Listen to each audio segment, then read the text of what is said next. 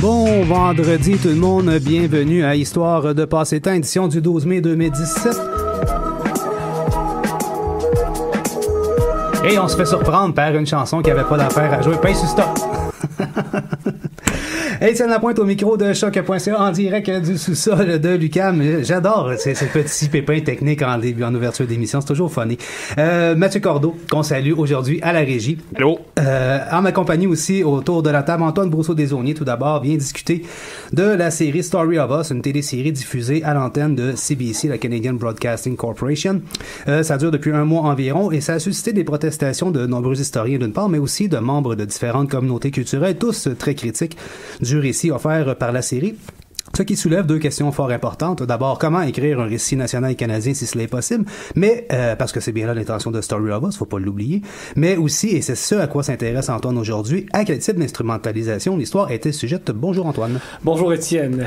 Mathieu Cordeau, pour sa part, en plus de faire la régie, va nous parler de l'importante famine qui survient en Irlande au milieu du 19e siècle. Il va nous parler des conditions de cette famine, famine qui va d'ailleurs tuer environ 1 million de personnes, en plus de forcer des centaines de milliers à l'exil, ce qui aura pour effet de modifier considérablement le paysage démographique de l'Irlande, bien entendu, mais aussi celui de l'Amérique du Nord. Et aujourd'hui, environ 40 millions de Nord-Américains se réclament d'ancêtres irlandais. Rebonjour Mathieu. Bonjour. Et enfin, Amélie Roy-Bergeron nous raconte l'histoire d'un des symboles les plus forts de la ville de Montréal, une image de carte postale aussi emblématique que la croix, et non pas la voie, du Mont-Royal et le stade olympique. J'ai nommé le pont Jacques-Cartier qui sera illuminé de manière spectaculaire et en totalité le 17 mai prochain pour souligner le 375e anniversaire de Montréal. Bonjour Amélie. Bonjour Étienne. Et comme c'est l'été, mais on n'a pas d'agenda à vous suggérer parce que tout le monde est en vacances et nous aussi bientôt. Ceci étant dit, je cède sans plus tarder le micro à Antoine qui nous parle de Story of Us et de son instrumentalisation. Oui, pas de blague pour les vacances d'ailleurs. Non, mais effectivement, je vais pas, comme tu l'as souligné, c'est du coup un prétexte Story of Us parce que ça m'a fait penser, ça m'a ramené finalement à mes propres intérêts de recherche en général, puis je trouvais que c'était un bon prétexte pour enfin, après, j'imagine, des années passées au micro de c'est pas l'histoire ancienne puis maintenant d'histoire de passer de temps, d'arriver clairement à mes parler de ton sujet de mémoire. À mon sujet de mémoire, puis et de thèse aussi prochainement. En tout cas, bref, je veux quand même revenir un peu sur les éléments de controverse dès le départ.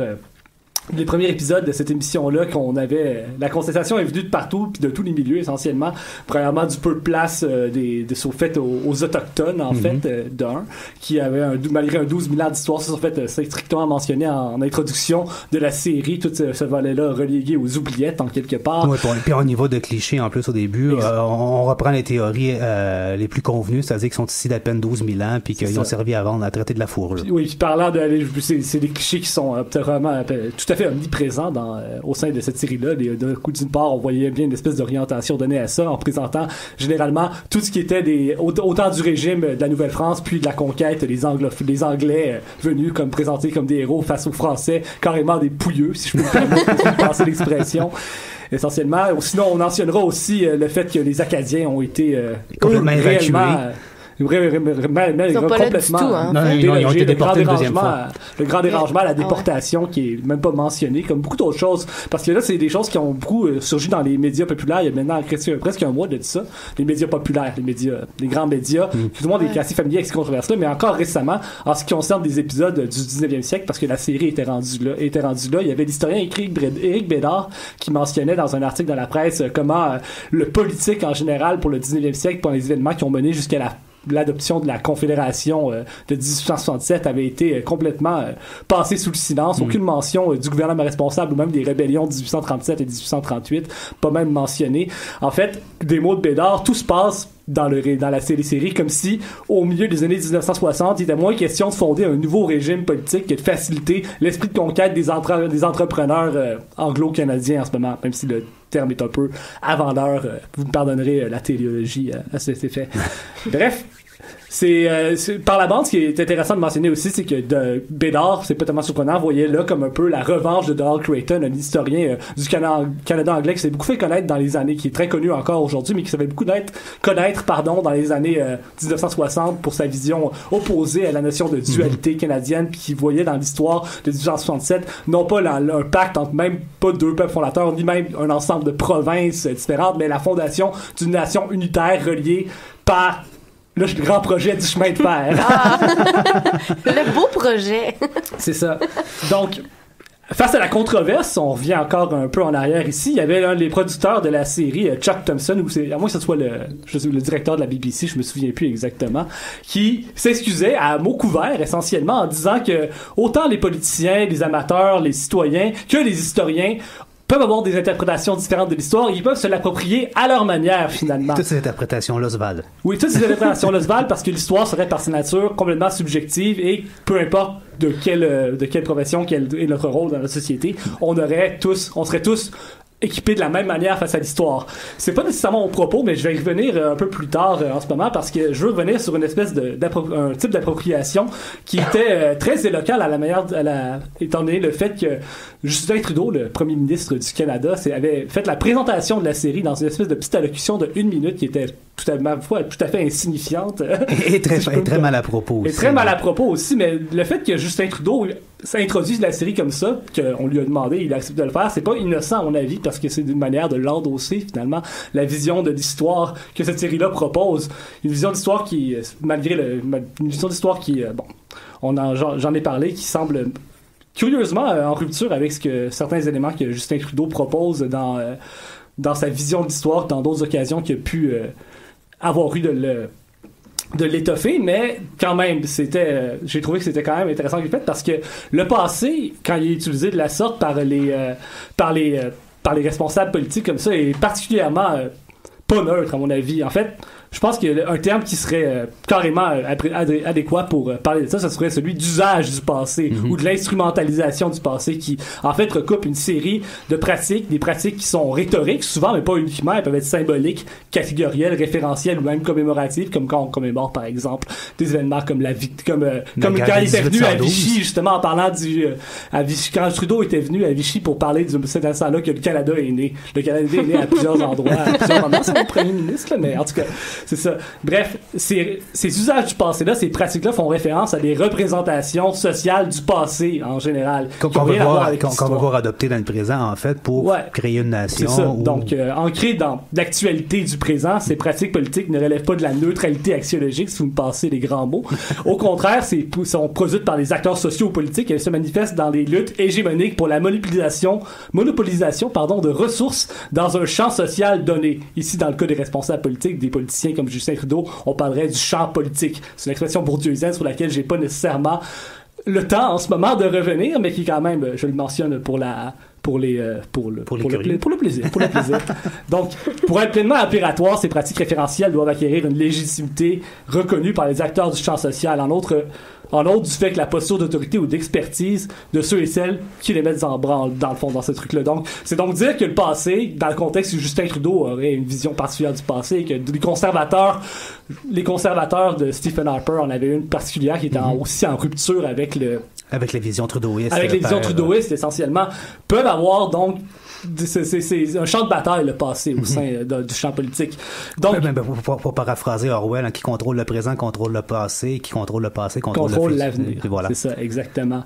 Donc, c'est un peu par le biais, le truchement de ces considérations théoriques-là que j'en profiter pour vous parler, revenir pour une énième fois aux ondes de choc, j'imagine, revenir un peu sur la Révolution tranquille, puis sur la question constitutionnelle en général, parce que essentiellement c'est sur ça sur quoi j'ai travaillé. Donc pour juste vous parler un peu du contexte de ça, pendant la Révolution tranquille, on assiste indubitablement, à mon avis, à un changement de culture politique qui est très apparent, qui a une grosse résonance, je crois, dans les débats constitutionnels de l'époque. En fait, tant au Canada qu'au Québec. Autant au Canada qu'au Québec, mais la question du Québec devient incontournable dans les années 1960. On parle au Canada, on commence à se demander what does Québec want, puis il y a toujours cette question-là, tandis que maintenant on dit au reste du Canada, on se dit plutôt who cares. Après les échecs référendaires multiples et les autres péripéties sur lesquelles on ne reviendra pas nécessairement en ce moment, mais juste pour, dans le fond, illustrer comment le passé peut être récupéré à toutes les sauces, je vais commencer par vous donner essentiellement deux citations qui ont été prononcées par le même personnage de l'époque, à quelques années de différence seulement. Je veux dire Jean Lesage, l'ancien premier ministre, puis il est premier ministre dans la première et chef de l'opposition dans la deuxième. Cette première citation-là a donc été prononcée en 1963 dans un discours, en fait dans plusieurs discours, parce qu'il est revenu plusieurs fois sur la même conception de l'histoire, c'est juste une partie de son discours qui s'inscrivait au sein de toute une espèce d'exposition assez qui montait une espèce de compréhension de l'histoire, même si c'était pas tout à fait, c'était quand même orienté, comme vous allez le voir, mais qui était quand même surprenante de la part de responsables politiques quand on se compare aujourd'hui, où on voit pas du tout les mêmes espèces de compréhension globale d'une thèse historique comme ça. C'est ça. Donc, je vais citer M. Lesage à ce moment-là, qui dit ça dans un contexte où il parle de la question constitutionnelle puis du fédéralisme canadien en général à l'approche du centenaire de la Confédération. Donc, je le cite. Selon nous du Québec, un des objectifs du régime confédératif, objectif que l'on retrouve implicitement dans notre constitution canadienne, est de rendre possible aux groupes ethniques le maintien et surtout le développement de leurs caractéristiques propres. Si tel n'avait pas été le cas, on peut être certain que les Canadiens français, en 1867, n'auraient jamais accepté de faire partie de la Confédération canadienne. Donc, il y a un ton derrière ça, il y a une espèce de conception de l'histoire comme quoi la Confédération en 1867 avait été un compromis qui avait été négocié de dure lutte entre les deux peuples fondateurs. Les Autochtones n'existaient pas dans ce temps-là, évidemment. Ça, c'est une autre histoire, en fait, mais qu'on est prêt à travailler essentiellement pour faire ça, à condition que les Québécois, les Canadiens français du Québec soient accommodés dans leur demande pour un nouveau partage des pouvoirs constitutionnels, sujet d'actualité de l'heure à l'époque. Alors que après ça, la prochaine citation que je vais vous lire, en 1967, à la clôture du congrès du Parti libéral du Québec, congrès d'octobre auquel René Lévesque avait finalement claqué la porte quand sa proposition pour la souveraineté à l'association avait été rejetée par les membres du parti. C'est quand même une longue histoire, mais quand même, à la clôture de ce congrès-là, Jean Lesage conclut son discours de la sorte, qui dit, je le cite à nouveau, « Pour moi, la séparation sous toutes ses formes est un signe de faiblesse que je ne puis pas admettre parce qu'elle n'est pas digne des luttes épiques qu'ont menées en Amérique les gens de ma langue au cours des 2 derniers siècles. » Fin de la citation. Donc, on comprend qu'à ce moment-là, qu'il y a une espèce de changement de position logique. On cherche en premier lieu à obtenir du gouvernement fédéral, du reste du Canada, un nouveau deal constitutionnel, alors que dans le deuxième cas, on est en train de se positionner face à l'émergence de l'indépendantisme au Canada, mais là, au Québec, pardon. Mais je pense que c'est différent de représentation du passé qu'articule, dans ce cas-là, Monsieur Jean Lesage à l'époque, puis aussi les responsables politiques de la Révolution tranquille, parce que c'est tout un peu... Ça s'inscrit dans un débat dans lequel il y a une certaine mesure des processus d'accord et d'opposition, mais ça témoigne de l'existence, pendant la Révolution tranquille, une section très rapide, à mon avis, de choses qui est difficilement décelable, de 3 temps du débat constitutionnel au Québec au cours des années 60. Au début des années 60, au cours du premier mandat de Jean Lesage, où les libéraux sont au pouvoir, on assiste à ce que je dirais à la fin de l'époque du Plessis, à une espèce de bilan de la fin d'un paradigme qui se débloque, où le débat constitutionnel est beaucoup centré autour de la notion d'autonomie provinciale. Les deux partis de l'Assemblée législative à l'époque, les libéraux, les représentants de l'Union nationale, l'enjeu est de déterminer quelle variante de l'autonomisme est à prescrire pour la conduite des affaires fédérales provinciales. Il n'y a pas de remise en cause, il n'y a pas de remise en question de l'ensemble canadien. Non, pas encore. La question est vraiment pas encore là. L'Union nationale prône le maintien de la résistance à toute intrusion du gouvernement fédéral dans ses champs de compétences, alors que le Parti libéral juge que l'autonomie du Québec passe par l'occupation de ses champs de compétences constitutionnelles, en mettant sur pied une diversité de programmes, un État-providence, avant qu'Oplawa ne décide de le faire à sa place, ce qu'il tentait de faire pendant la période unioniste où Duplessis était frileux, c'est le moins qu'on puisse dire, à toute forme d'interventionnisme de l'État.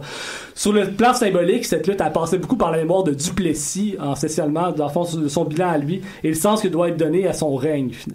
Il me semble en tout cas qu'en regard de la sanction électorale que les libéraux ont reçue 2 ans après la première élection, en 1962, sur la nationalisation de l'électricité et des conceptions populaires, disons, de la dichotomie entre la grande noirceur du Plessis et la Révolution tranquille, on peut voir que dans le cadre de cette lutte entre les responsables politiques-là, ça serait la vision du PLQ qui, en quelque part, c'est sûr que c'est pas juste le Parti libéral qui, à l'époque, participe à une espèce de lieu de mémorisation, si on peut dire ainsi, de la grande noirceur, mais quand même, on voit que c'est une vision qui portait à ce moment-là. Dans le champ partisan, c'est vraiment eux qui ont occupé le plus cet espace. C'est ça. Mais ce qui est intéressant quand on a fait, comme moi, l'étude, dans le fond, des débats parlementaires à l'époque, c'est qu'on voit entre les deux mandats libéraux, entre 62 et 63, entre 2 sessions parlementaires, on assiste à la presque disparition de ce débat-là tel qu'il existait au profit de représentations symboliques qui cherchent à donner un sens à la Confédération à la Confédération canadienne. C'est vraiment intéressant parce qu'à ce moment-là, c'est la Révolution tranquille qui prend de plus en plus, qui a de plus en plus d'impact. La société québécoise est victime, subit des transformations sociales et sociales incroyables à ce moment-là. Incroyables. Comme l'indépendantisme gagne en popularité aussi à l'époque. Pardon? L'indépendantisme oui, c'est ça, mais c'est justement, c'est qu'on on se rend rapidement compte à l'époque les limites des ambitions réformistes à l'intérieur de ce cadre fédéral-là. Les deux États-providence, québécois et canadiens, entrent en compétition. De manière plus large, justement, il y a une espèce d'optimisme à l'époque. La société québécoise prend conscience de sa force au sein du Canada, puis de ses obstacles structurels à l'accomplissement de son plein potentiel, et donc de l'épanouissement de sa population. Donc, le débat s'est vraiment déplacé autour justement de cette cohabitation-là entre les deux peuples fondateurs. C'est le moment de la création de la commission Laurando-Dunton sur le bilinguisme et le biculturalisme. Et donc, toutes les audiences publiques qui ont lieu donnent lieu à une médiatisation de ces débats à cet égard-là. Puis c'est le moment avant que, je dirais, que Pierre-Éliott Trudeau arrive en scène comme premier ministre du Canada, où il y a une espèce de plus grande ouverture au dualisme canadien tel que proposé par le Québec à ce moment-là, puis c'est justement dans ce cadre-là que s'inscrivait le propos de l'historien Donald Creighton, qui lui était très, réfractaire à cette idée-là. Donc, à ce moment-là, les discours des responsables politiques, comme la première citation que je disais, s'adressaient tout autant, dans le fond, au reste du Canada qu'à ses adversaires politiques, avec qui il y avait un certain consensus, mais qu'il y avait quand même des différences sur la démarche, sur ce qu'on voulait prendre comme démarche par la suite. Ce qui explique pourquoi Jean Lesage avait jamais brandi, comme Daniel Johnson, le spectre de l'indépendance, comme il le faisait dans son livre Égalité ou indépendance, qui a été publié en 1965. Donc, enfin, le troisième moment, c'est justement se situe beaucoup autour du congrès de la deuxième citation que j'ai évoquée, puis c'est l'espèce de polarisation entre une position souverainiste puis une position indépendantiste. C'est dans ce contexte-là que l'Union nationale, qui est prise entre deux feux, finit par, à mon avis, arriver à son déclin. Du côté du reste du Canada, c'est l'ascension de Pierre Trudeau, le cabrement, le ralliement à sa vision particulière de l'unité canadienne. Par conséquent, le débat se recentre essentiellement sur quelque chose en québécois, parce qu'on sent, en tout cas, ceux qui essaient se rendent compte qu'il n'y a pas nécessairement de dialogue possible qu'il n'y aura pas de changement qui passera par le fédéral. C'est sûr que là, c'est juste ça en rétrospective, c'est sûr, on se disait pas nécessairement ça à ce moment-là, mais c'est intéressant de constater ça. Donc, c'est ça que je voulais dire par rapport aux années 60, donc que le passé est instrumentalisé en fonction des problèmes politiques de l'heure, du moment comme ça. Je pense pas qu'il y a de problèmes politiques constitutionnels du moment autour duquel Justin Trudeau articule sa pensée, sa vision de l'histoire, mais quand même, il y a quand même une idéologie derrière tout ça. Il y a quand même une vision d'une nation canadienne. D'une nation canadienne, puis quand on dit d'une part, des gens comme Jean Charest et Philippe Couillard disent que le fruit est pas mûr, c'est parce que justement, on sait que cette vision canadienne-là, animée par les libéraux fédéraux de manière assez hégémonique, mais peut-être l'ensemble de la classe politique canadienne, est inébranlable à ce moment-là. Donc, c'est juste pour finir très rapidement.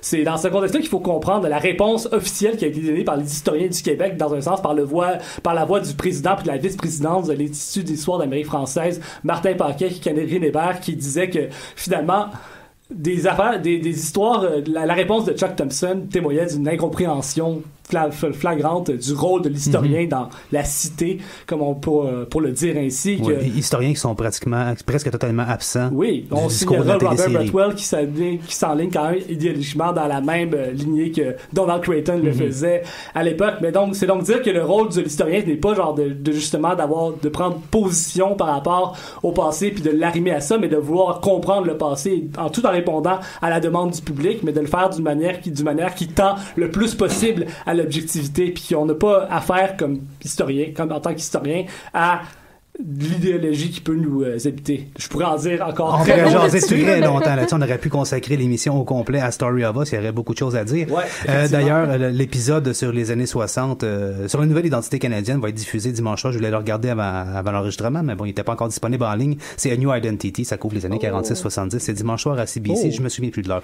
Mais peut-être regarder celle-là. On va aborder les questions dont Antoine parlait. On va prendre une petite pause musicale. Au retour, on parle de la grande famine irlandaise des années 1840 avec Mathieu Cordeau. Donc, on écoute The Young Dubliners, un groupe américain qui actualise à l'occasion certaines pièces du folklore irlandais. On écoute ici I'll Tell Me Ma, c'est tiré de l'album With All Due Respect, The Irish Session, paru en 2007, consacré justement à des reprises de chansons traditionnelles.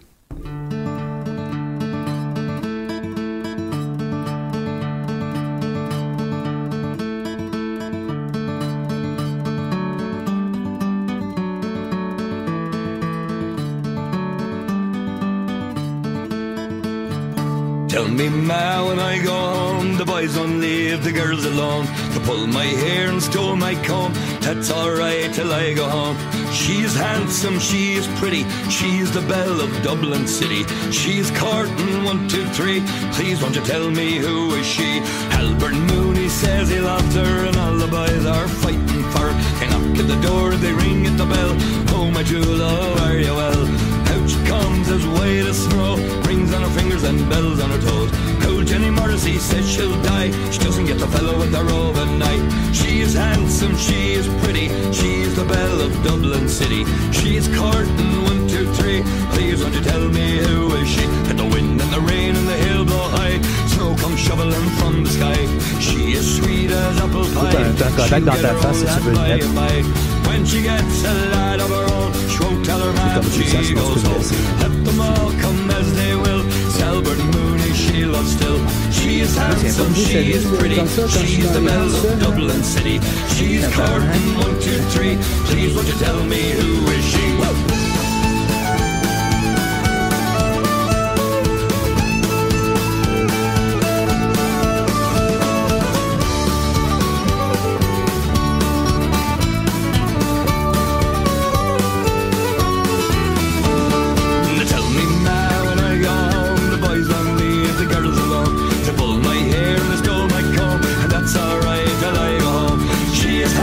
She is pretty, she is the belle of Dublin City.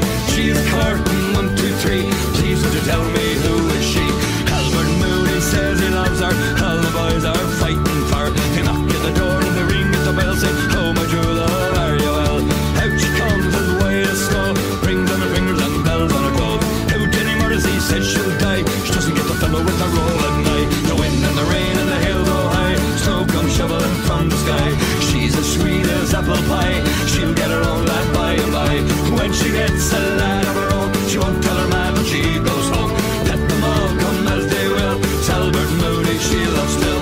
Tell me now when I go home, the boys won't leave the girls alone. Pull my hair and stole my comb, that's alright till I go home. She is handsome, she is pretty, she is the belle of Dublin City. She is courting 1, 2, 3. Please won't you tell me. De retour à Histoire de passer temps en ce glorieux vendredi 12 mai 2017. Je vous rappelle que nous sommes en direct, bien entendu, sur la page de choc.ca, mais aussi en direct dans votre Facebook en visuel si vous avez envie de nous voir la binette un peu. Et sans plus tarder, je cède le micro à Mathieu Cordeau qui, lui, nous parle aujourd'hui des Irlandais, de la grande famine d'Irlande de 1840 quelques. Oui, c'est ce que je vais faire. Donc, bonjour. C'était très énergique, ce oui. Ouais, je suis en train de regarder mes micros, c'est pour ça que je vais passer d'aller dans le rouge. Bon, mais cette semaine, j'avais envie de parler de d'autres choses que de l'Allemagne. Hein. Je suis tout le temps en train de parler de ça. Fait que j'ai décidé de parler d'Irlande à la place. On finit toujours par parler des mêmes affaires. Ouais. Et plus précisément, de ce qu'on peut considérer comme étant l'événement le plus marquant de l'histoire irlandaise contemporaine, la grande famine irlandaise de 1845. Donc, la grande famine irlandaise est surtout mémorable par la profondeur de la cicatrice qu'elle va laisser sur la société irlandaise, parce qu'on s'entend pour dire qu'une famine dans l'Europe du 19e siècle, c'est pas quelque chose de rare. Donc, c'était pas ça qui était le point culminant. Puis, donc, je m'insère un peu dans l'actualité, parce qu'en septembre 2016, pendant la crise des réfugiés en Europe, l'actuel président d'Irlande, Michael D. Higgins, sermonnait l'Europe en lui disant qu'elle avait beaucoup à apprendre de la grande famine irlandaise pour son rapport avec les réfugiés. Il a aussi dit que la rhétorique des médias contre les réfugiés lui faisait penser à l'opinion défavorable des grands médias britanniques, effectivement, du milieu du 19e siècle, contre les Irlandais, poussés par la faim, qui venaient remplir les faubourgs d'ouvriers britanniques. Puis, il faut dire aussi que d'accuser l'Angleterre d'être responsable de l'hécatombe, et assez tendance dans la rhétorique nationaliste irlandaise et aussi un objet de discorde entre plusieurs intellectuels. Donc, le journaliste Tim Pat Coogan, en 2013, dans son livre The Famine Plot, England's Role in Ireland's Greatest Tragedy, utilise allègrement des termes comme génocide ou des références à l'Allemagne nazie comme Untermenschen. À travers, dans le fond, ces pages, on a l'impression de nager dans une mer de Point Godwin où l'on se doute bien qu'arrivé au rivage, on va trouver l'accusation finale. La méchante Angleterre a produit un holocauste irlandais. Ben, avec un titre comme The Famine Plot, c'est clair qu'il voit l'Angleterre comme le responsable de la dite famine. Ah oui, exactement. Ils l'avaient planifié dans leur sombre bureau à Londres. ou c'était simplement le libre marché très britannique qui faisait son œuvre. Exactement. Et aussi, depuis longtemps, dans le fond, des voix s'élèvent contre ce genre de raccourci intellectuel-là. Donc, l'historien Timothy Guinan, que j'arrête pas de citer à chaque fois que je parle de mes caisses, a écrit une lettre ouverte dans le Washington Post en 1997 avec comme titre « Ireland's famine wasn't genocide ». Et où il explique, selon lui, pourquoi le cas irlandais n'est pas un génocide. Donc, en gros, pour lui, vu que l'Angleterre n'a pas prémédité l'exterminer les Irlandais, on peut difficilement parler d'un génocide. Mais ils n'ont rien fait. Ah, voilà. C'est ça, ils n'ont rien fait, mais ils n'ont pas prévu ça. On peut les accuser d'avoir rien fait et d'avoir laissé la situation s'embourber, mais on peut pas leur dire d'avoir planifié cette famine-là. Exactement. Donc, mais ils n'ont pas... Ils l'ont pas totalement laissé faire, mais en même temps, il y avait toujours la question du libre marché qui revenait en compte. C'était très idéologique à cette époque-là, donc c'est ça. Puis, en fait, c'est un peu long comme introduction pour en fait se demander à qui ou à quoi la faute. Sans me risquer à pointer un coupable, j'aimerais bien dresser la table de la conjoncture à l'époque qui va favoriser cette hécatombe. Donc, tout d'abord, l'Irlande est un pays où les divisions religieuses sont importantes. Donc, 75% de la population est catholique et très pauvre, alors que le 25% restant est essentiellement composé d'anglicans qui contrôlent la politique et l'économie de l'île. Qui sont anglais ou que ce sont des Irlandais? Des Irlandais anglicans. Donc, qui sont convertis éventuellement. Exactement. Puis, justement, entre eux, il y a une haine meurtrière, en fait, rythme un peu la dynamique confessionnelle irlandaise, justement, entre ceux-là. Puis, c'est un peu par les penal laws, une série de textes législatifs discriminatoires envers les catholiques que l'Angleterre joue dans les divisions religieuses, un peu comme un savant magicien, et va avantager les anglicans quand ça fait son affaire ou des fois les catholiques. Les penal laws vont empêcher les catholiques d'accéder à la propriété, ce qui par la fin même les empêche d'être éligibles ou même de pouvoir voter, puisque l'accession au droit de vote à l'époque était réservée aux propriétaires. Comme on avait ici, comme partout en fait. On était une colonie britannique aussi. Hein. Ouais. Ben, c'est ça, c'était la même règle. Effectivement. Puis justement, et même pendant un certain temps, l'éducation va être interdite. Donc, ça, c'est autre chose. Puis, mais toutefois, par contre, les penal laws vont commencer à être assouplis vers la fin du 17e siècle, mais les séquelles de la discrimination vont rester très importantes. Puis, ensuite, autre registre, à la suite de l'échec révolutionnaire de 1798, en écho à la Révolution française, l'Angleterre va punir les Irlandais avec une mesure que nous connaissons bien au Québec, et j'ai bien dit, un acte d'union. Oui! Enfin, cet acte de 1801 dissout le royaume fantoche d'Irlande, qui était la seule de Londres, pour créer le Royaume-Uni de Grande-Bretagne et d'Irlande. Comme pour le cas nord-américain, le but est de noyer une minorité récalcitrante dans un océan d'anglo-saxons. De plus, la Chambre des communes de Dublin est déménagée à Londres et l'île est dirigée par l'administration britannique au Dublin Castle. Aussi, avec le départ des députés, vient aussi le départ de l'île bourgeoise du pays, qui quitte en somme avec le pouvoir et transfère un peu à Londres. Donc, ils s'en vont tous vivre ensemble là-bas, quittent l'île. Puis, l'Irlande devient donc une sorte de colonie pauvre à l'intérieur du royaume le plus riche de l'époque. Une espèce de réserve catholique. Ça devient effectivement une colonie, exactement. Vraiment. Puis, c'est qui est drôle parce qu'elle n'est pas vraiment très loin donc, avec des gens qui sont... bref. Ensuite, comme j'ai dit précédemment, les lois sur les Irlandais vont jouer un rôle très important. Donc... il y a les penal laws qui servent à avantager justement les anglicans devant les catholiques majoritaires. Puis il y a les corn laws. Donc les corn laws sont un peu différents de ceux que nous avons eu au Canada, qui étaient plutôt des tarifs préférentiels, si je me rappelle bien. Alors qu'en Irlande, les corn laws sont des lois créées au lendemain des guerres napoléoniennes pour protéger le marché intérieur. Donc ici, c'est vraiment l'interdiction de l'importation des céréales qui sera problématique pendant la famine. Donc. Et ensuite, un autre facteur souvent avancé, c'est la surpopulation de l'Irlande. et donc la réalisation d'une catastrophe malthusienne pour un peu expliquer l'hécatombe. Et donc, l'Irlande, en 1845, comporte environ 9 millions d'individus, alors qu'elle en comptait 5 millions en 1881, lors de l'acte de l'Union, et effectivement.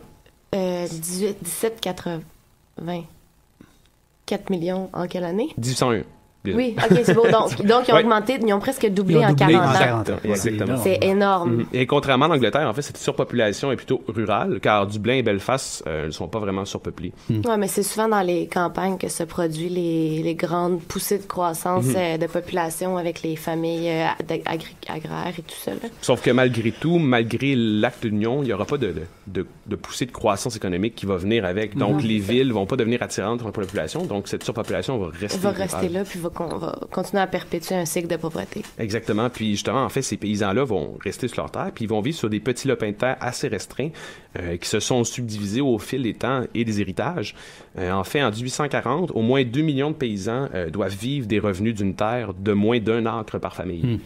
Et 4 millions avec une terre de moins de 10 acres par famille. Donc, c'était mieux de rentabiliser ton unique acre parce que sinon, ça va mal aller. Mais justement, c'est pour cette raison que la seule culture pouvant fournir une alimentation décente à une petite étendue de terre, c'est la pomme de terre. Ah, voilà. Quelle surprise. Mais si on connaît le cas irlandais, oui, mais si on ne connaît pas, on sait pas. Puis selon justement les observateurs contemporains de l'époque, les Irlandais... en termes d'habillement, ils s'habillaient justement avec du linge en guenille. On parle de lambeaux de tissu. Et après, ils vont vivre dans des huttes faites en boue, appelées des mud cabins, puis souvent composées d'une seule pièce. Ah ouais, c'est vraiment comme beaucoup de marqueurs de pauvreté, en fait. Exactement. Puis justement, en fond, ils vont vivre dans cette pièce-là de maison de bouette avec 7 personnes. Donc, c'est beaucoup. T'sais. Puis en fait, ce manque d'espace-là va favoriser en fait des mariages actifs. Aussi des maladies, entre autres. Mais justement, quand tu commences à avoir trop de gens, tu essaies de les mettre dehors un peu. Les plus vieux, allez vous marier. Oui. Mais ils peuvent pas s'en aller nulle part. Ben, ils s'en vont sur leur unique acre que leur père vient de leur céder, se construire une cabane en boue et fonder une famille. S'il y a peu de terre disponible, est-ce qu'on assiste à un développement de le prolétariat rural? Non, et dans le fond, c'est toujours une subdivision des terres, en fait. C'est ce qui fait que ça accroît la pauvreté. Une sorte de paupérisation, justement, rurale. En faisant que, justement, ça se divise de tout le temps de plus petit en plus petit. Mais par contre, dans le fond, sur l'autre, l'aspect vraiment central dessus, c'est vraiment comme le régime alimentaire que les Irlandais auront, qui est différent des autres. Ils vont développer pour par pallier nécessité, à ça. en fait. Exactement. Puis en fait, cette conjoncture terrienne-là va forcer justement les paysans à opter pour la pomme de terre comme seul élément, l'élément essentiel en fait de leur diète.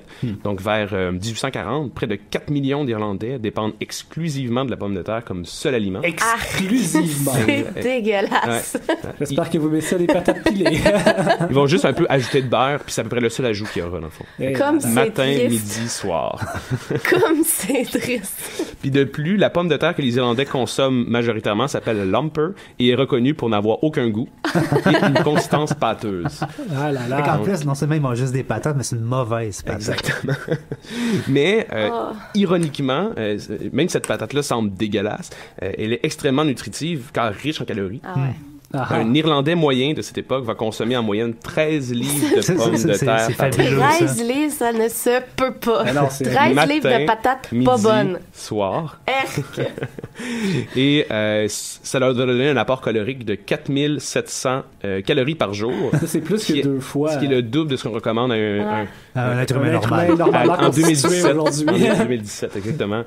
Puis, mais ici, ça va faire par contre que les Irlandais vont être les Européens les plus en santé en 1840.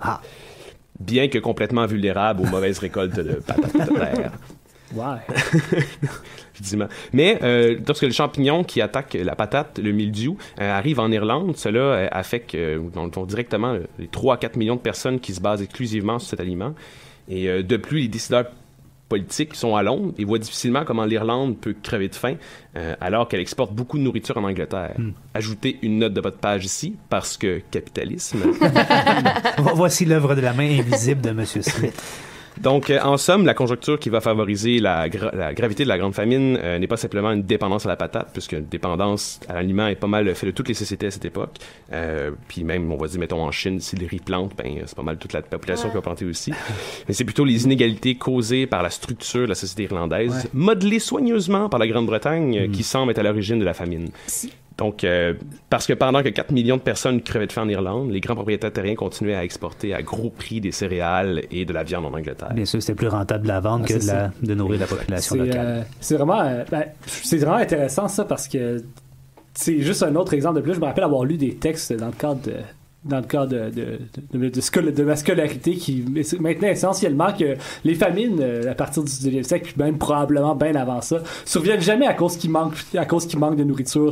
Non, ça arrive parce qu'il y a un intérêt économique quelque part. C'est ça, des intérêts économiques, la main invisible, c'est ça exactement, des infrastructures qui sont pas à jour pour permettre d'acheminer convenablement la nourriture à certaines places. Et voilà pourquoi en 1845 on crève de faim dans le royaume le plus riche du monde. Et que les gens doivent fuir pour venir On comprend le contexte dans lequel Malthus et Adam Smith ont pu élaborer des idées aussi farfelues. Merci beaucoup, M. Cordeau, pour ce rappel de pourquoi, finalement, les Irlandais ont débarqué en Amérique du Nord à plein bateau. Ouais. Malade, en plus, dans bien des cas, ce qui était un peu horrible. Les traversées étaient rarement faciles en bateau. Est-ce que c'est vrai, Mathieu, qu'il y a plus d'Irlandais à l'époque, avant la Grande Famine, sur l'île d'Irlande qu'il y en a aujourd'hui? Ben exactement. En fait, on compte qu'en 1841, il y avait 9 millions d'Irlandais. Aujourd'hui, dans la République d'Irlande, il y a 4,6 millions. Et sur l'île en tout, c'est 5,9. Donc, c'est incroyable. Donc, ouais, non, c'est ça. Puis là, on parle des 40 millions qui se revendiquent en Amérique du Nord, mais il y a plein de gens ceux qui se revendiquent pas sont pas comptés, mais il y en a plein qui sont descendants. Je pense qu'il doit peut-être avoir 100 millions. Puis il y en a ailleurs qu'en Amérique du Nord, bien entendu. Exactement. En Angleterre et en Écosse. Ouais. Jusqu'en Australie aussi. Jusqu'aux confins de l'Empire. C'est le moment d'une autre pause musicale. On écoute Histoire de fantôme du groupe Canaille. C'est tout nouveau, ça vient de sortir. C'est une chanson que l'on retrouve sur Backflips. C'est sorti il y a quelques semaines.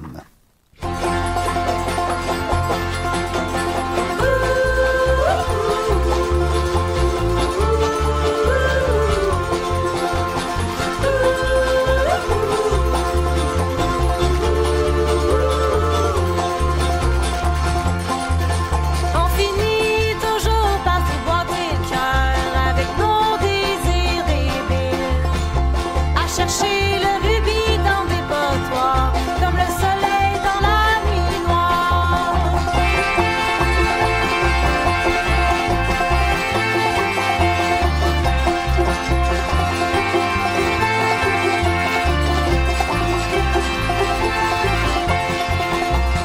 Quand on brûle pour quelqu'un qui nous laisse pas le fantôme d'une chance, on grimpe quand même sur tous les toits pour lui faire notre plus belle danse.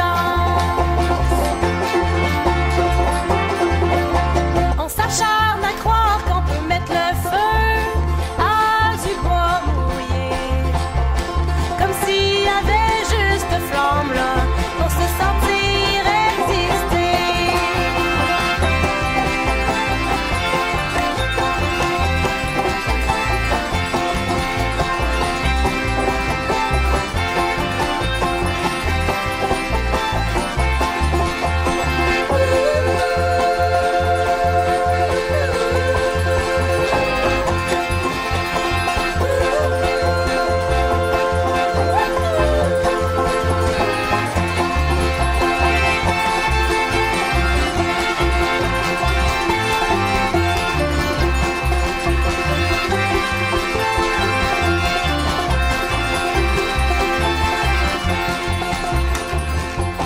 On n'a jamais fini de se déboîter le cœur avec nos histoires de fantômes.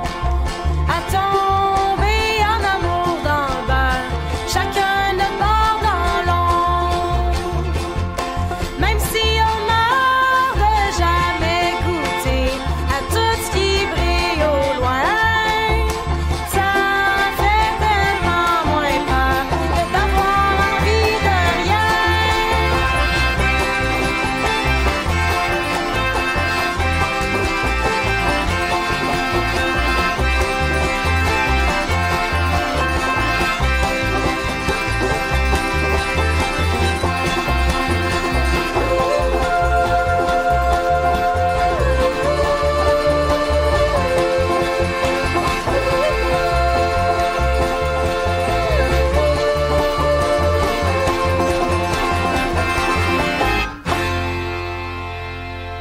De retour à Histoire de passer le temps. Étienne Lapointe au micro de choc.ca qui le cède sans plus tarder parce qu'elle a une grosse chronique, plein de choses à nous dire. Amélie Roy-Bergeron, tu nous parles aujourd'hui de cet emblème montréalais qui est le pont Jacques-Cartier. Oui, c'est ça. Qui ne s'est pas toujours appelé Jacques-Cartier. Non, c'est ça. J'y arrive, mais non, j'ai beaucoup de choses à dire, fait que je vais commencer tout de suite. Donc, le premier tiers du 20e siècle est un peu en continuité avec le 19e siècle, dont je parle souvent, c'est-à-dire une grande croissance. La période est traversée, oui, par la Première Guerre mondiale, mais elle se termine, en fait, par la fin de cette croissance-là, qui est la crise économique de 1930. Cette croissance-là affecte toute les sphères de la vie des Montréalais. Sur la plante de la population, par exemple, on passe de 325 000 en 1901 à 818 000 en 1930. Donc, c'est vraiment, la population fait plus que doubler en 30 ans. Ça transparaît aussi sur les véhicules routiers, alors qu'il y a une nouvelle technologie qui arrive à Montréal au tournant du siècle. L'automobile? Oui, alors, l'automobile arrive en 1899. Il y en a une. Et ensuite... On connaît son propriétaire? Oui, il s'appelle Hucal-Henri d'Endurant. Ah. Et en fait, à partir de cette unique-là, ça va en croissance incroyable. C'est-à-dire qu'en 1905, elles sont 102. En 1915, donc 10 ans plus tard, 4 000. 13 000, 5 ans plus tard, en 1920. Donc, c'est une croissance incroyable qui n'est pas près de s'arrêter. La preuve, en 1930, il y en a 65 000 et il y en a 540 000 en 2010. Oh. Donc, rapidement, la circulation de ces engins-là devient une priorité et le passage d'une rive à l'autre, c'est-à-dire de la rive sud à Montréal, devient de plus en plus problématique parce qu'à l'époque, il n'y a aucune façon de traverser autrement que l'hiver par les ponts de glace et l'été par les petits traversiers. Donc, c'est rien on va faire traverser les autos. Pourquoi, au juste? Parce qu'il y a beaucoup de personnes, par exemple, qui ont des... non, mais il y a beaucoup de personnes qui ont des villas de campagne, par exemple, sur la rive sud. Mais il y a aussi des gens qui, parce qu'ils travaillent sur la rue Saint-Paul et ils habitent à Longueuil. Donc, c'est comme ça. Oui, ça l'arrivait déjà, ça se passait déjà. À l'époque, c'est beaucoup plus bucolique qu'aujourd'hui. Oui, c'est ça. Le centre d'achat n'existe pas. De plus, à l'époque, Montréal est encore un port super important en Amérique du Nord, le deuxième en fait, et n'a pas encore été supplanté par Toronto comme centre économique du pays. Donc, ça devient de plus en plus important de mettre en place un réseau de transport autour de la ville. On pense, pour profiter de ce momentum du port, en fait, on pense à l'agrandir. Pourtant, il va déjà de ce qui était du Vieux-Port, qui était à l'époque pas vieux, jusqu'à Hochelaga, mais on veut l'agrandir encore. Et le projet qui est le plus populaire à l'époque, c'est de faire une annexe au port à Longueuil. Ce qui est un peu tombé dans l'oubli. Oui, en fait, voilà, c'est qu'en fait le projet un peu a été miné par la crise économique et finalement une fois que l'économie a repris, il était plus d'actualité. On a préféré étendre le port vers l'est, toujours plus à l'est, jusqu'à ce qu'on coupe tout accès à la rive de Montréalais. La bonne idée. Oui, donc pour relier ce projet-là du port de Longueuil au port de Montréal, on a besoin d'un pont. Donc ça, plus la nécessité de circuler pour les voitures, fait un peu un espèce de sentiment d'urgence au début des années 20 qu'il faut que ça se passe. Donc finalement, c'est la Société du port de Montréal qui a le contrat de faire financer, construire et opérer le projet. Et c'est la Société des ports qui en a le projet parce qu'ils veulent faire un lien entre les deux ports. Donc, c'est pour ça que c'est eux qui ont le projet. Donc, ils font mettre le projet de 200, ça coûte 20 millions, faire le projet et ce qui représente 280 millions actuels. Ce qui est presque une aubaine. Oui, parce qu'on est très loin du 4,2 milliards du pont Champlain. Puis qui est probablement mieux construit en plus à l'époque parce que les gens tiennent à leur job. Probablement, voilà. Et donc, pour financer cet astronomique chantier, on décide que le pont sera payant et on prévoit la construction d'une sortie plus large pour permettre l'installation de cabines pour le paiement. Rapidement, en fait, l'urgence est là aussi. En fait, on procède à l'expropriation de terrains à l'ouest de la rue Delormier, de Notre-Dame à Ontario environ. C'est la première fracture dans le paysage urbain des Faubourgs-Amelas, mais malheureusement pas la dernière. À ce moment-là, ça va être environ 150-200 familles qui vont être déplacées. Et l'urgence, elle est telle qu'en fait, les terrains sont expropriés, mais les maisons sont même pas détruites. Les gens sont en train de sortir leurs choses de leur maison. Puis il y a déjà des ouvriers en train de mettre des piquets dans leur cour pour mettre les piliers. Donc c'est vraiment, ça faut que ça aille rapidement. Ils ont pratiquement on a de l'urgence. sorti. C'est ça. Ils ont presque aidé à déménager. Ben, presque, là. Déménager parce que nous, il faut qu'on construise le pont, vous comprenez?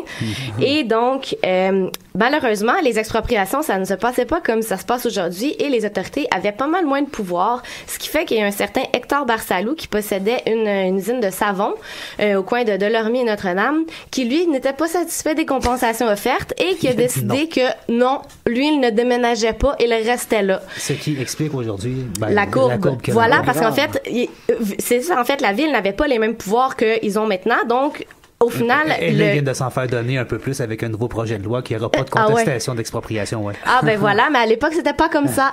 À l'époque, Barsalou a tenu son bout et finalement, c'est les ingénieurs qui ont modifié le trajet du pont pour pouvoir contourner son édifice, son usine qui est encore là maintenant. Puis vous voyez, quand on sort du pont Jacques-Cartier en arrivant à Montréal, on frôle un bâtiment.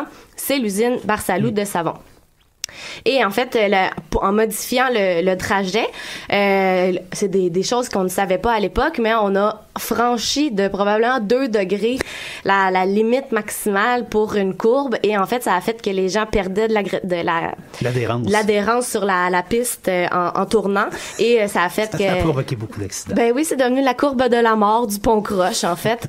Et finalement, dans les années 80, je pense, on a modifié un tantinet et ça a réglé le problème. Très funeste, le pont Jacques-Cartier. Oui, c'est ça se passe pas. C'est pas une histoire si belle que ça. Donc, la construction du pont se passe autant de Longueuil que de Montréal et on avance comme ça au-dessus du fleuve et éventuellement, on imaginait que les 2 morceaux allaient arriver un en face de l'autre. Ce qui est arrivé, mais une chance parce que imaginez qu'il y a un décalage quand t'arrives en face à face. Comme dans Astérix. Oui, c'est ça. Mais bref, les calculs ont été bien faits. Une descente est prévue sur l'île Sainte-Hélène parce que l'île Sainte-Hélène était devenue un parc fédéral depuis les années 1870 et on en avait fait un parc qui était à l'époque peu accessible comme tous les autres parcs. On veut qu'il soit accessible à toute la population, mais ça prend un traversier pour y aller, fait que tant pis. Fait que finalement, on met une voie pour descendre sur l'île Sainte-Hélène et on construit une espèce de pavillon au milieu pour tenir l'espèce de poteau pour tenir le pont à l'île Sainte-Hélène est une espèce de tout petit château dans lequel on prévoit mettre un casino et une salle de bal. Malheureusement, c'est pas ça qui est arrivé parce qu'à la fin du pont, il y a eu la Deuxième Guerre mondiale, et là on s'est dit, mais quel bel endroit pour entreposer des explosifs et des munitions. Allez hop! Quel bel endroit. Alors, au milieu du pont, le seul pont entre Montréal et la Rive-Sud, on met des bombes. Allez hop! Le FLQ savait pas ça, j'imagine. Je pense que non. Je sais pas quand ils ont enlevé, mais maintenant, malheureusement, je pense que c'est à cause de problèmes d'assurance. Il y a absolument rien qui se passe dans ce bâtiment-là. Il est nettoyé une fois de temps en temps, mais... Il y a tellement de véhicules qui passent, oui, c'est pas possible. Tu peux pas faire un bal, là. Voyons. C'est une belle maison sur un beau chalet sur l'île Sainte-Hélène. Oui, c'est ça. Je pense que c'est pas assurable parce qu'en fait, le plafond est... C'est le tablier du pont. Ben, c'est ça fonctionne pas. Ça doit vibrer beaucoup. Ah non, c'est ça. À l'origine, on comprend, il y a 15 chars à l'heure. Ouais, c'est ça, mais ça marche pas comme ça. L'inauguration officielle du Harbour Bridge, le pont du Havre, parce que c'était la commission du Havre, a lieu le 24 mai 1930, 5 ans après le début des travaux. Il est inauguré par le premier ministre de l'époque, William Lyon Mackenzie, et en fait, symbole de la modernité, Mackenzie ne peut pas se déplacer à l'inauguration, mais il fait tout de même son discours au téléphone et comble de la modernité, en fait, il actionne un bouton de son bureau qui déploie le drapeau et qui donc montre la plaque d'inauguration du pont. C'est moderne, ça? Comme c'est beau. The story of us. Et donc, en 1934, suite à une campagne menée par le journal Le Devoir, le pont change de nom pour souligner le 400e anniversaire de la visite de notre bon chum Jacques Cartier. Et dans le fond, c'est là que ça devient... complètement oublié d'ailleurs dans Story. Ah oui, il existe pas. Ils commencent en 1608, eux autres. Ah ben, 1534, ça existe pas. Et donc, c'est un peu ce qui clôt l'époque comme pont du Havre. Et est-ce que le nom était officiellement en français ou en anglais? C'était en anglais, c'était Harbour's Bridge. Ah, OK. Et ben, comme on l'a appelé le pont du Havre, comme il y a la rue du Havre et tout ça, mais à l'époque, il n'y avait pas l'idée de rendre bilingue tous les noms, là. Puis en fait, j'ai lu dans mes recherches que à l'entrée du pont, il était écrit Pont Bridge. parce qu'il y avait pas de nom, le pont. Puis là, ben, les francophones pensaient que le nom du pont, c'était Bridge. Fait que, petite anecdote sur le bilinguisme. Heureusement, le devoir était là à la rescousse. Oui, c'est ça. Mais en fait, j'ai lu dans les articles sur l'inauguration du pont, il l'appelait déjà le pont Jacques-Cartier. En 1930, il s'appelait le Harbour's Bridge, mais il était comme à l'inauguration du pont Jacques-Cartier, donc ils avaient déjà décidé que c'était ça qu'ils voulaient. Ouais. Hey. Et donc, à la fin des années 50, construction de la voie maritime, ils vont soulever la partie du pont qui traverse la voie maritime de comme plusieurs dizaines de pieds, le tout sans interrompre la circulation des automobiles. Ben peut-être comme quelques moments, mais pas de. Pas pendant un an. Ben non, c'est ça. Ça se fait très rapidement. Et ensuite, en 1962, le 1er juin, c'est là que cesse le paiement, le péage. Fait que dans le fond, de 30 à 62, fallait payer genre 25 cents pour une auto et son conducteur, plus 15 cents pour le passager, plus 3 cents pour un cochon, puis tout ça jusqu'en 62. Puis en 62, ils ont finalement levé le truc pour 3 causes. Premièrement, pour améliorer la fluidité de la circulation. Deuxièmement, parce que des compagnies de transport de personnes et de marchandises refusaient maintenant de traverser le pont parce qu'ils disaient que ça leur coûtait trop cher de frais annuels. Et enfin, parce qu'ils se sont rendus compte que le péage était empli de corruption, qu'ils soupçonnaient les employés de s'en mettre plein les poches. Et finalement, en 59, ils ont décidé d'automatiser le truc en mettant des paniers, pitcher votre 25 cents quand vous passez. Puis les gens payaient pas. Ben, les gens payaient, mais là, ils se sont rendus compte qu'en automatisant le service, les revenus ont bondi de façon incroyable. Ben, voyons, il n'y a pas eu tant que ça plus d'auto. Fait que ça voulait juste dire que une grande partie des revenus était prise par les employés. Donc, tout ça mis ensemble fait en sorte que en 62, ils ont décidé que c'était terminé. Bye bye le péage. Et enfin, pour conclure un peu... Il y avait Champlain aussi qui arrivait à peu près au même moment. Ouais, dans les années 60. Il était payant, je pense, c'est ça. Champlain, je pense pas, non. Champlain a été payant à un moment, il me semble. C'était la grosse mode de faire payer. J'en mettrais pas ma main au feu, là, mais il me semble que Champlain a été payant pendant un méchant bout. Ben, c'est aussi qu'à Mané, le pont devait s'être remboursé. Là, il faut arriver à... C'est ça. Et enfin... enfin... Si on prend le cas du stade olympique, ça a pris 40 50 ans. On ne sait pas à l'époque. Hein. Malgré l'aubaine de 280 millions. Oui, c'est ça. Pour conclure sur une petite note un peu plus triste, mais aussi d'espoir un peu, en 2004, on a installé des barrières anti-suicide pour enfermer un peu les piétons et les cyclistes dans une espèce de cage pour éviter que la structure soit très facile d'accès. Parce que avant ça, le pont avait le triste surnom d'être le deuxième pont le plus populaire pour les suicides, juste après le Golden Gate de San Francisco. C'est un emblème de Montréal, certes, mais ça a été aussi un des titres autrement plus avec tristes. La courbe de la mort, c'est pas pire. Ben, c'est ça. Puis avant 2004, il y avait en moyenne au moins une dizaine de suicides par année, dépendamment des périodes et dépendamment de la facilité d'accès au pont, dont le plus célèbre, je pense, c'est Claude Jutra, qui s'est pitché du pont. Fait que c'est ça. En fait, là, maintenant, on tombe à une dizaine de suicides par 3, 4, 5 ans. Donc, ça a vraiment diminué beaucoup il y en a encore malgré le fait qu'il y ait des... Oui, c'est ça. Il y a encore une possibilité. Il y a encore des gens très déterminés, j'imagine, qui trouvent une façon d'y accéder. Là, mais difficile à escalader. C'est par les bouts, j'imagine. Là, je sais pas trop. Mais il y en a quand même qui réussissent à trouver un moyen, mais c'est vraiment moins. Là, on parle de 10 par 5 ans environ au lieu de 10 par année. Mais c'est quand même un et de trop. Voilà. Bien entendu. Voilà. Mais merci beaucoup, Amélie, pour ce charmant rappel. Est-ce qu'on vous rappelle que le 17 mai, il y a une grande inauguration? Oui, parce qu'il est déjà illuminé en partie, mais il continue à rajouter des bouts. Donc, une fois de temps en temps, le pont est fermé durant la nuit pour permettre d'installer les éclairages. Donc, je pense que l'illumination ultime est magnifique. C'est ça, c'est le 17, ça va être jeudi prochain. Mercredi soir prochain, qui est le 17 mai, serait l'acte de naissance, la journée de la naissance de Ville-Marie, fondée à l'époque par... J'adore cette utilisation.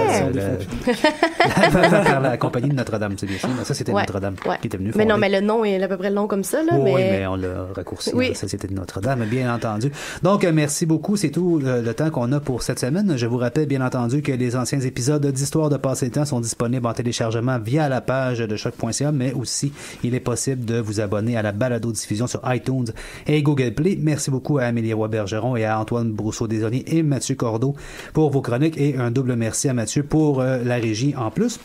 Merci d'avoir été à l'écoute, bien entendu, à vous tous et toutes à la maison, et on se retrouve la semaine prochaine alors qu'Isabelle Dufour, Guillaume Seillier et Tom Aven seront en studio. C'était Étienne Lapointe au micro de choc.ca. Je vous souhaite une très belle semaine.